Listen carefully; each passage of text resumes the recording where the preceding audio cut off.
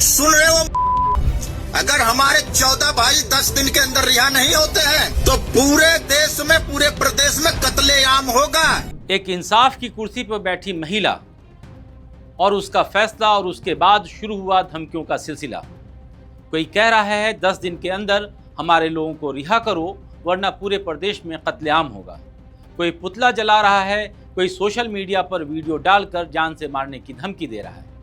और सबसे चौंकाने वाली बात, जिस महिला को ये सब झेलना पड़ रहा है वो कोई आम महिला, आम नागरिक नहीं, बल्कि एक जज हैं। एक ऐसी जज जिसने सिर्फ अपना काम किया, कानून के हिसाब से सबूतों के आधार पर इंसाफ किया, और बदले में उन्हें मिल रही है सिर्फ नफरत भरी धमकियाँ।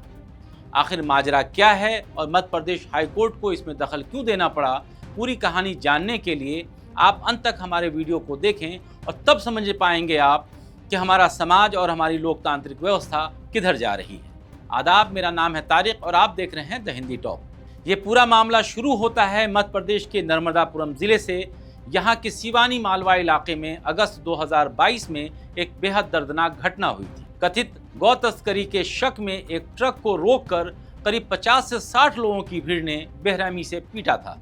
इस मॉब लिंचिंग में महाराष्ट्र के नाजिर अहमद नाम के व्यक्ति की मौत हो गई थी और ट्रक ड्राइवर शेख लाला भी बुरी तरह से घायल हो गए थे। इस मामले की सुनवाई करीब 3 साल तक चली और बीते 12 जून को सिवानी मालवा की अतिरिक्त जिला एवं सत्र न्यायाधीश तबस्सुम खान ने अपना फैसला सुनाया। कोर्ट ने सभी 14 आरोपियों को हत्या के प्रयास, दंगा और गलत तरीके से रास्ता रोकने जैसी गंभीर धाराओं में दोषी करार देते हुए उम्र कैद की सजा सुनाई। यानी 3 साल की लंबी कानूनी लड़ाई के बाद सबूतों के आधार पर इंसाफ हुआ। लेकिन फैसला आते ही जो हुआ वो किसी को भी हैरान कर देगा। फैसले के कुछ ही घंटों के बाद सोशल मीडिया पर वीडियो और पोस्ट की बाढ़ आ गई। इनमें से कई वीडियो में जज तबस्सुम खान को सीधे निशाना बनाया गया, और वो भी उनकी धार्मिक पहचान के आधार पर। एक वायरल वीडियो में एक व्यक्ति खुलेआम धमकी देता नजर आया है। कह रहा है कि अगर 10 दिन के भीतर दोषियों को रिहा नहीं किया गया तो पूरे प्रदेश में कत्लेआम होगा। सुन रहे हो? अगर हमारे 14 भाई 10 दिन के अंदर रिहा नहीं होते हैं तो पूरे देश में, पूरे प्रदेश में कत्लेआम होगा। इतना याद रखना। और हिंदुओं, देख लो कि जो गौ हत्या करता है खुलेआम घूम रहा है, और आज एक जज बन गई है तो हमारे 14 भाइयों को आजीवन कारावास हो गया है। सोचो, ये सोचने वाली बात है। बात छोटी है लेकिन गहरी है कि जिस दिन एक मुल्ला पीएम बन गया तो तुम हिंदुओं का क्या हाल होगा। रिपोर्ट्स के मुताबिक एक अन्य वीडियो में एक महिला ने भी जज के खिलाफ सांप्रदायिक टिप्पणी करते हुए चेतावनी दी।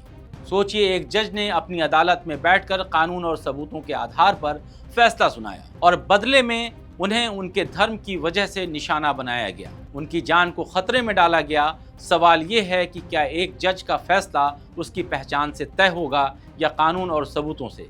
और अगर जवाब कानून है तो फिर जज को धमकाने का हक किसी को कैसे मिल सकता है? पुलिस ने इस मामले में 2 अज्ञात लोगों के खिलाफ FIR दर्ज की है। नर्मदापुरम के अतिरिक्त पुलिस अधीक्षक ने बताया कि आरोपियों की पहचान के लिए अलग अलग टीमें काम कर रही हैं और सोशल मीडिया पर लगातार निगरानी रखी जा रही है। जज की सुरक्षा भी बढ़ाई गई है। लेकिन सवाल ये है कि ये कार्रवाई इतनी देर से क्यों? अगर वक्त रहते सख्ती दिखाई गई होती तो क्या हाई कोर्ट को खुद इस मामले में दखल देना पड़ता? जी हाँ, मामला इतना गंभीर हो गया कि जबलपुर हाई कोर्ट को खुद संज्ञान लेना पड़ा। जस्टिस विवेक अग्रवाल और जस्टिस AK सिंह की बेंच ने इसे बेहद चिंता का विषय बताया। बेंच ने साफ कहा कि किसी भी न्यायिक अधिकारी को सिर्फ इसलिए धमकी नहीं दी जा सकती क्योंकि उसने कोई एक ऐसा फैसला दिया जो समाज के किसी भी वर्ग को पसंद नहीं आया। कोर्ट के फैसले समाज के पसंद और नापसंद पर तय नहीं होते, बल्कि सबूत के आधार पर तय होते हैं। कोर्ट ने यह भी कहा कि अगर किसी को फैसले से असहमति है तो वो उसके लिए अपील करे और पुनरीक्षण का रास्ता है। धमकी देना कोई विकल्प नहीं है।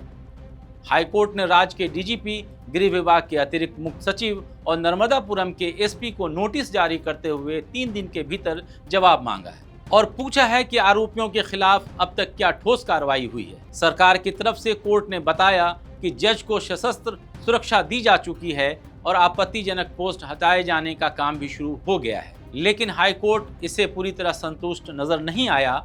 अब इस मामले में अगली सुनवाई 9 जुलाई को होगी, जिसमें सरकार को पूरा हल्फनामा पेश करना होगा। इसी बीच supreme court advocates on record association ने भी आगे आकर जज तबस्सुम खान का समर्थन किया और उन्हें मिल रही धमकियों की कड़ी निंदा की। एसोसिएशन ने कहा कि ये सीधे तौर पर न्यायिक स्वतंत्रता और कानून के शासन पर हमला है। अब जरा सोचिए, जिस देश में एक जज को सैकड़ों लोगों को इंसाफ देने की जिम्मेदारी निभानी है, वो खुद अपनी जान को लेकर असुरक्षित महसूस कर रही हैं। उस देश का एक आम नागरिक खुद को कितना सुरक्षित समझे?